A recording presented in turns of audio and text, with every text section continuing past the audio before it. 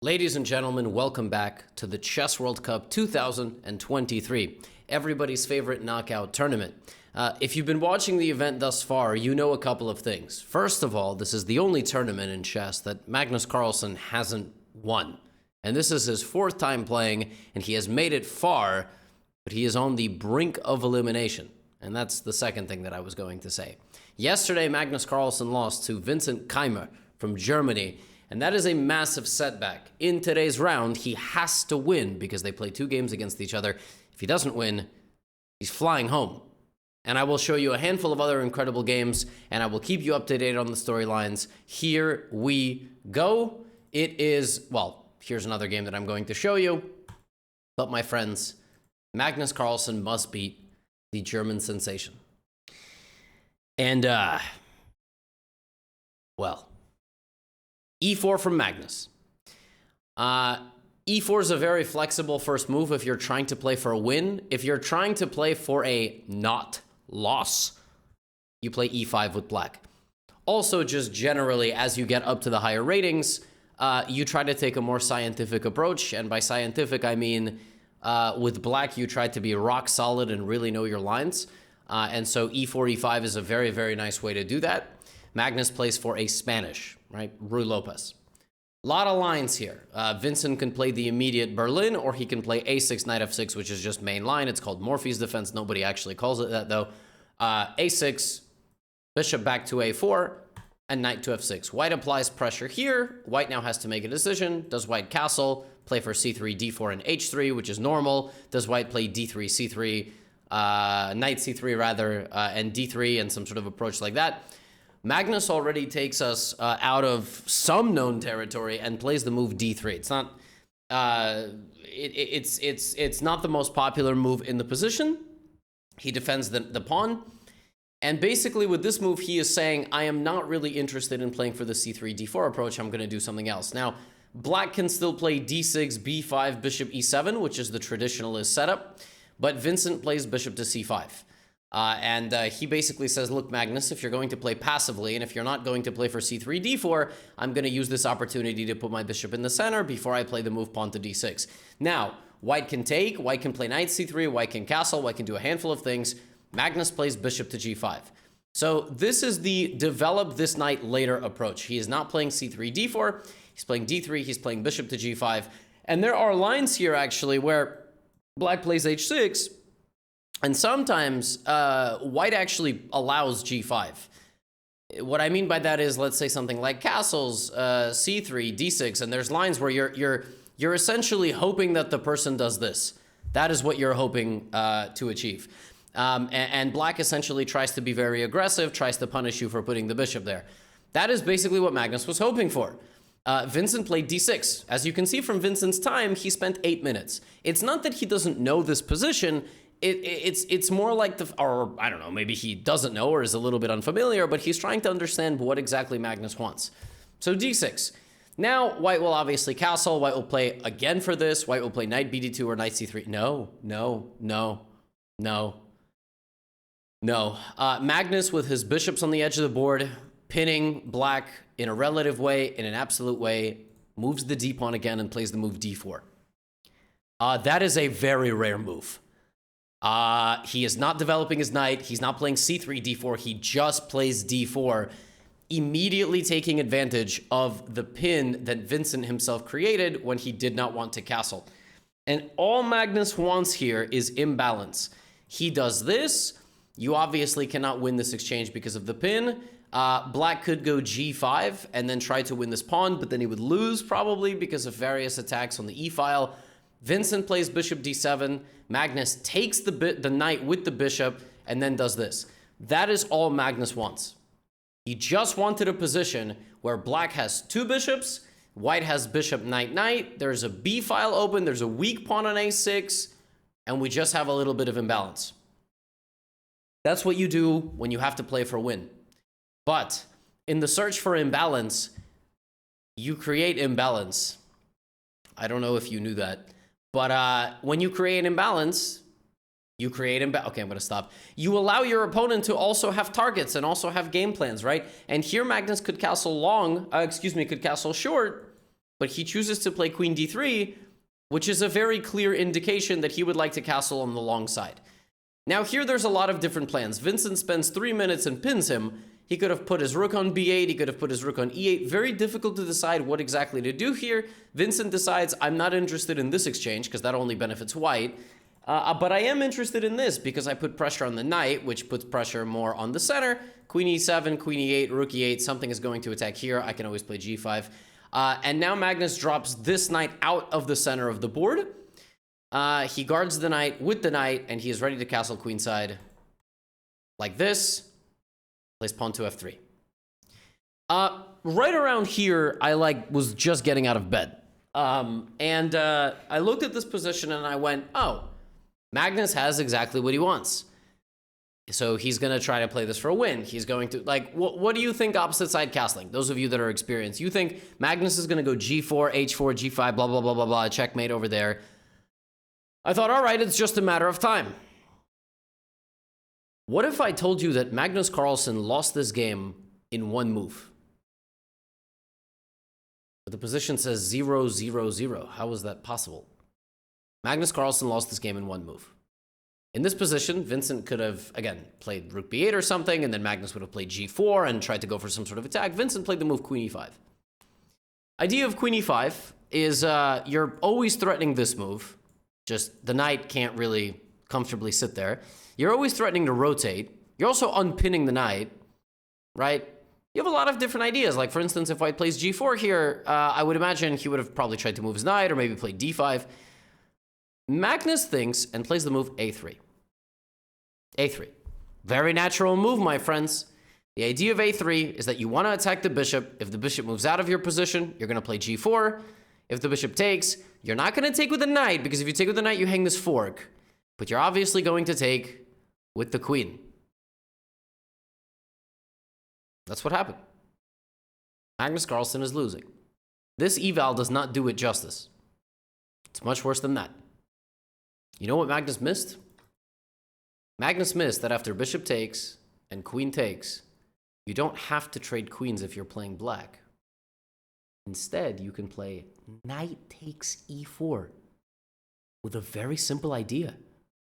If pawn takes, this is a fork, and there is no geometrical way, there is no way to protect both pieces.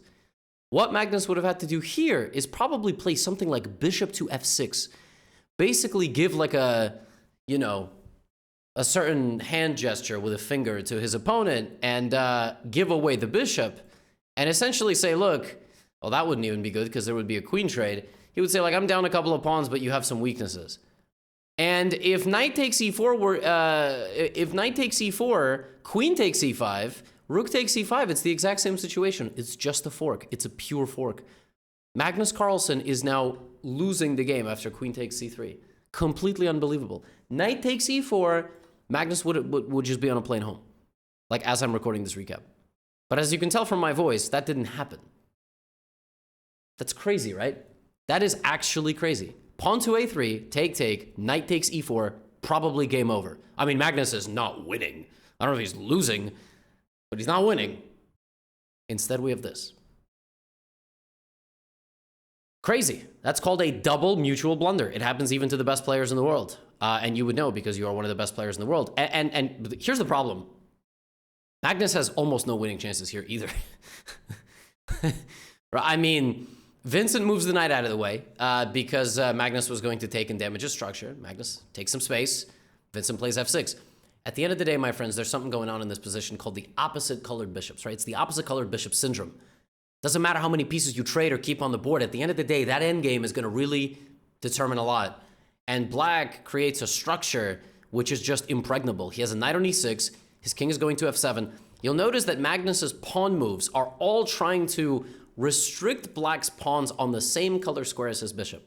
So he's complementing his bishop by putting the pawns on the opposite color square. And in the future, if he sneaks in, he could maybe take some of these.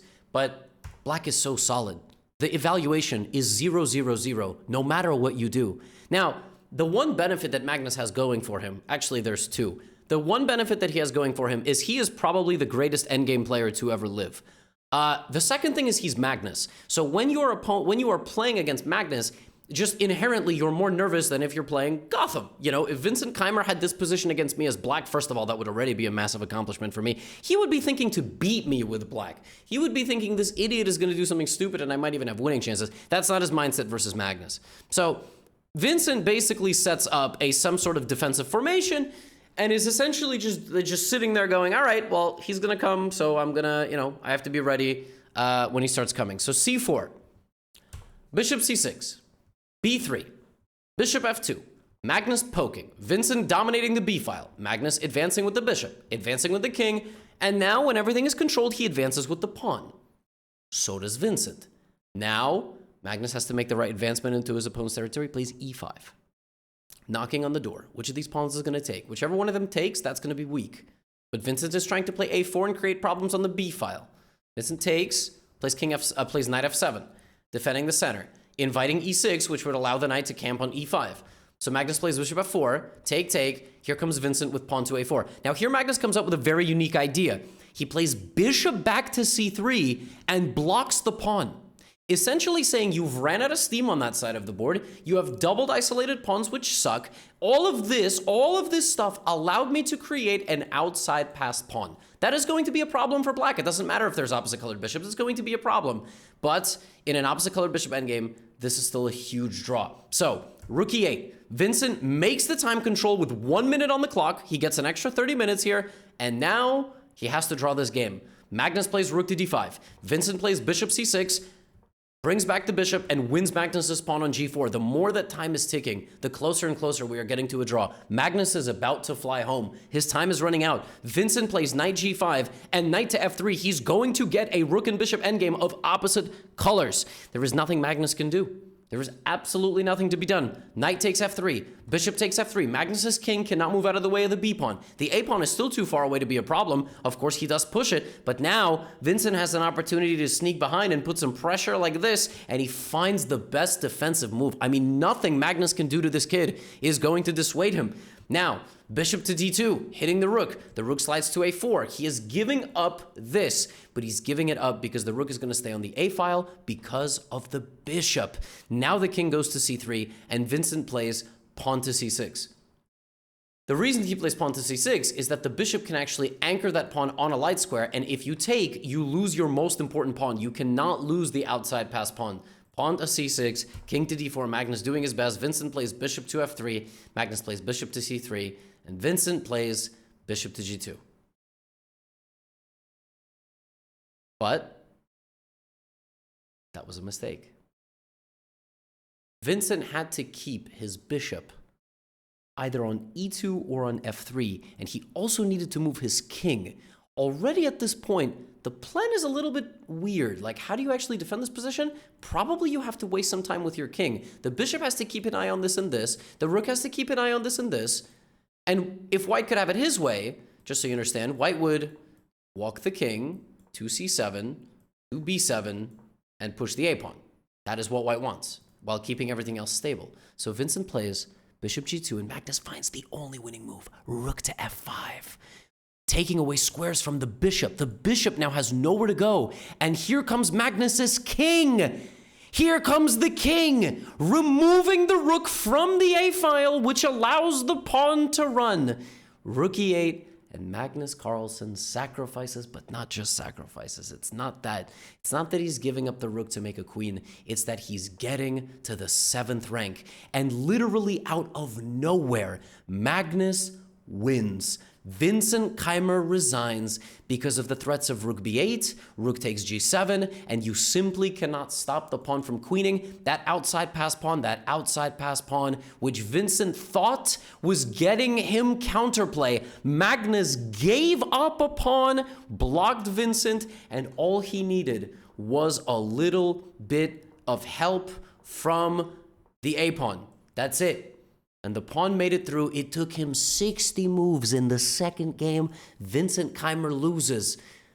And now they will go to a playoff. And Magnus is staying in Baku for at least one more day. And his hopes of winning this event are still alive. My friends, I've got some other incredible games to show you. Let's take a look at Alexandra Goryachkina versus Nino Batsashvili from the Women's World Cup. This game was a was a manhunt for the kings.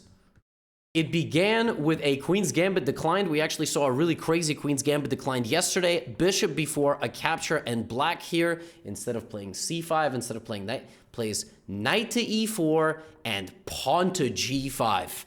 Oh my goodness. Getting rid of the principles of chess, hitting the bishop in the center, hitting the knight, pinning the knight with the bishop, sacrificing the right and now rook to g8. There is not going to be any castling. We're just going to avalanche our pawns forward. Goryachkina plays h3, preventing black from coming forward. Black plays knight b6. Slight inaccuracy according to the computer, actually. The computer preferred this or taking, and now Goryachkina plays knight to d2. At this point, black has to play pawn to f6 or bishop to f5. You have to deal with the knight here. Instead, black plays knight takes d2. And as you can see from the time spent, 20 minutes in an opening this hot is very dangerous.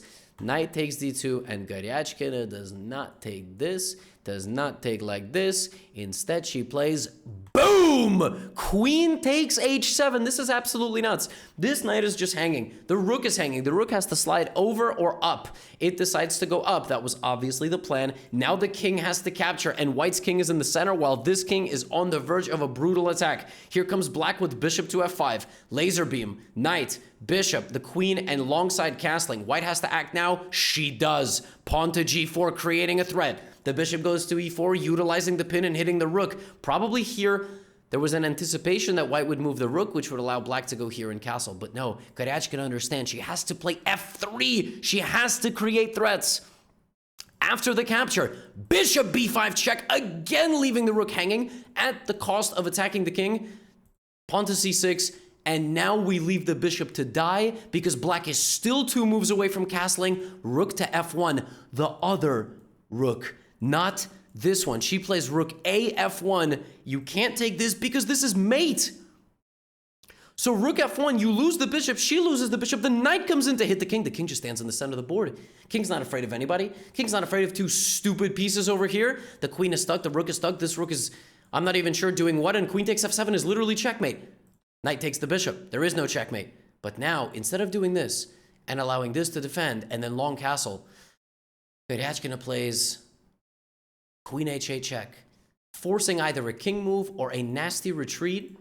Exactly. And now she is going to feast on the pawns. Queen takes d5. You can't trade queens because you're going to get into a losing endgame. Pawn to b4. Queen takes b7. Hanging yet another piece because queen f7 is now made again from another angle.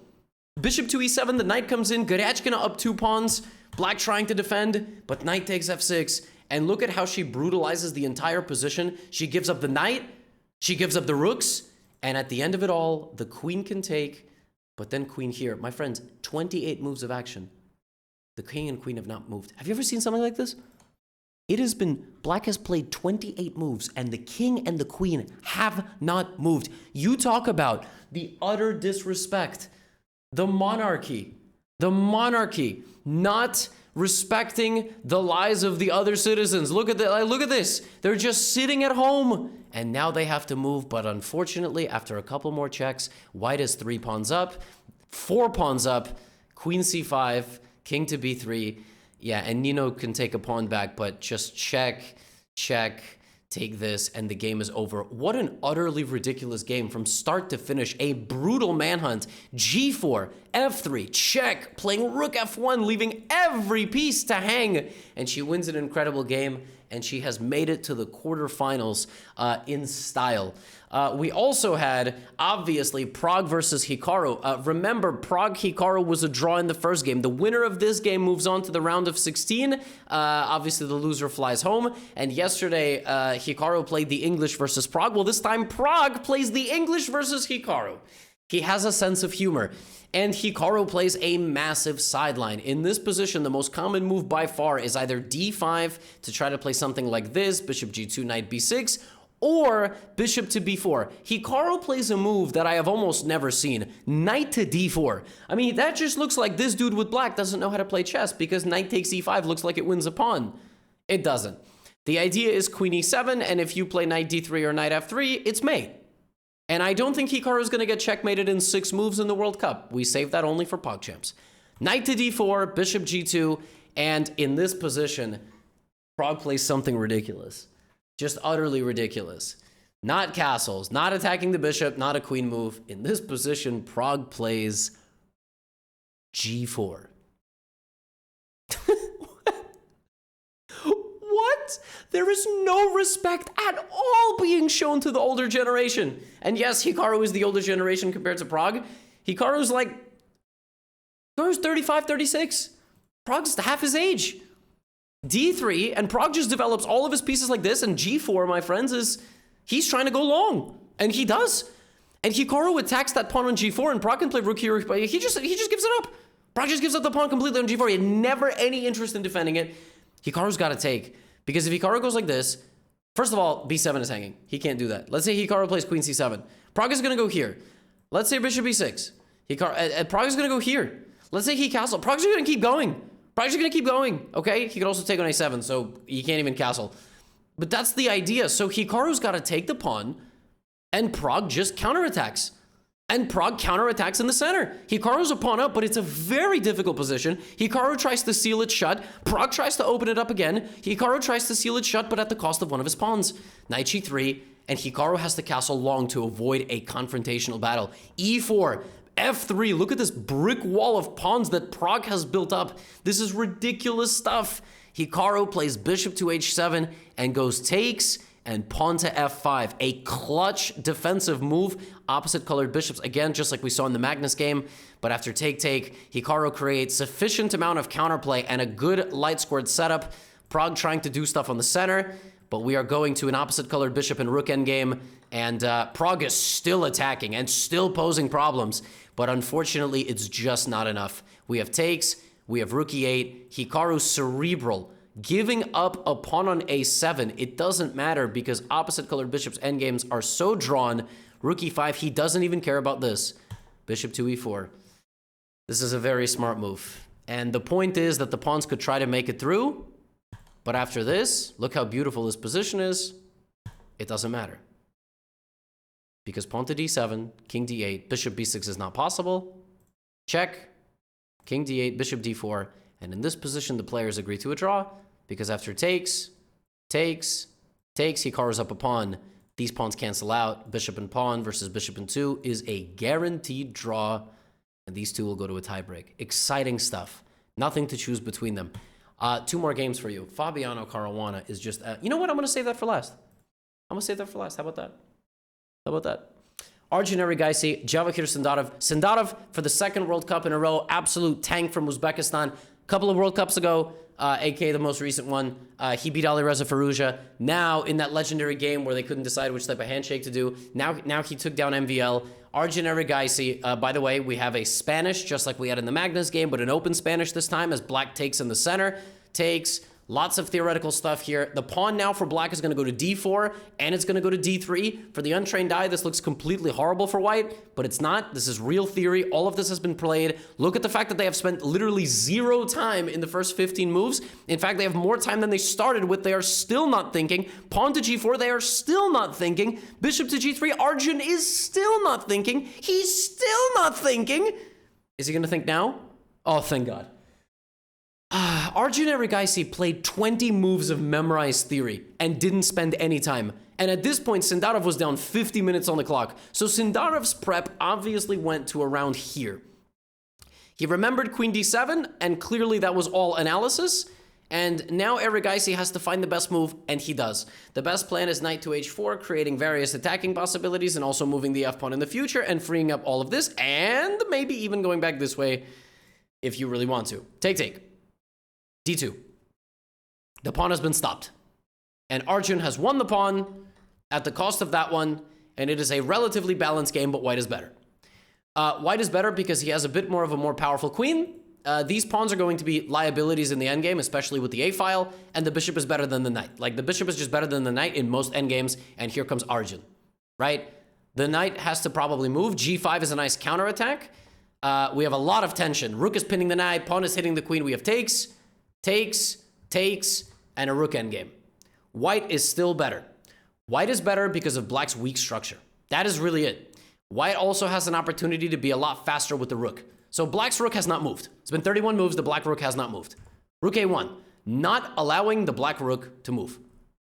Rook C8, Rook A6, and Java here could have just sat and done nothing. He tries to break out of the shell, take, and goes for this endgame where he's a pawn down, but now B4. He's just using a sledgehammer to break down the walls here. Guys, he plays Rook E3 and is now going to try to win this endgame. And just so you understand, there is absolutely no way that black can do this.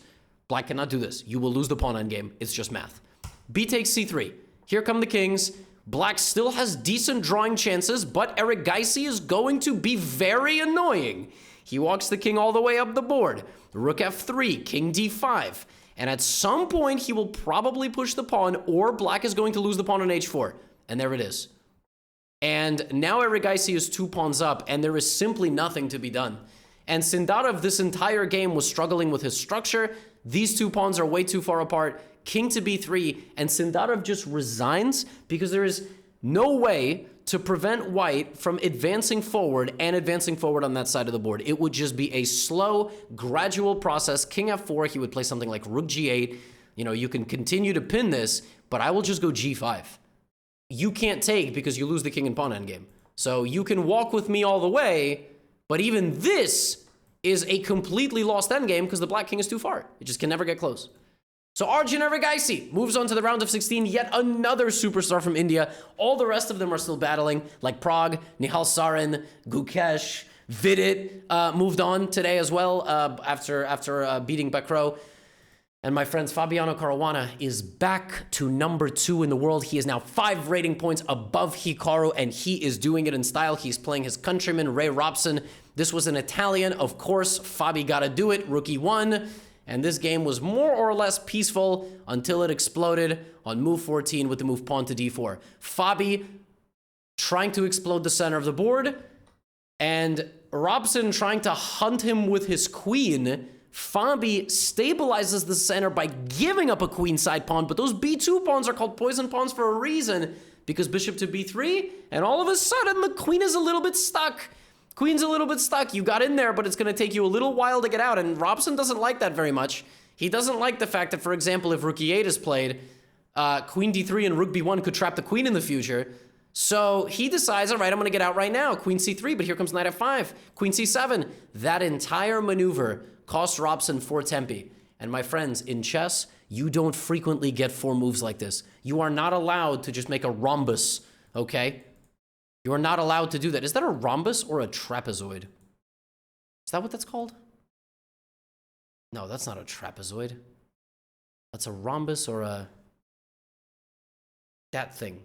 It's a rhombus, I'm pretty sure. Anyway, whatever. I'm going to say something stupid. You guys are going to let me know in the comments. It'll be beautiful. Yeah, bishop takes h6. And Fabi just says, you wasted time with the queen. Here comes mine. You can't stop queen h6. Just can't stop it. Robson's like, what are you talking about? Of course I can. Fabi's like, no, you can't. I can even give up my pawn with a check. It doesn't matter. You can't stop queen h6. Robson's like, what are you talking about, stupid? Look at this. I just did it. I stopped queen takes pawn. Fabi's like, Ray, no, you didn't. No, you didn't, Ray. It's there it is. King h7, rook a5, and Fabi just breaks down the center. Pawn takes, look at this, gives up the rook completely. Gives up everything. He's going to give up he's going to give up both rooks. Queen h6. And in this position, Ray Robson resigned. And Fabiano Caruana, 5 points above Hikaru for back in number 2 in the world, knocks out Ray Robson. He's into the round of 16, my friends. Tomorrow, we will know the fate of Magnus versus Keimer. We will know the fate of Hikaru versus Prague, and so much more to come. I hope you've enjoyed World Cup coverage. Get out of here.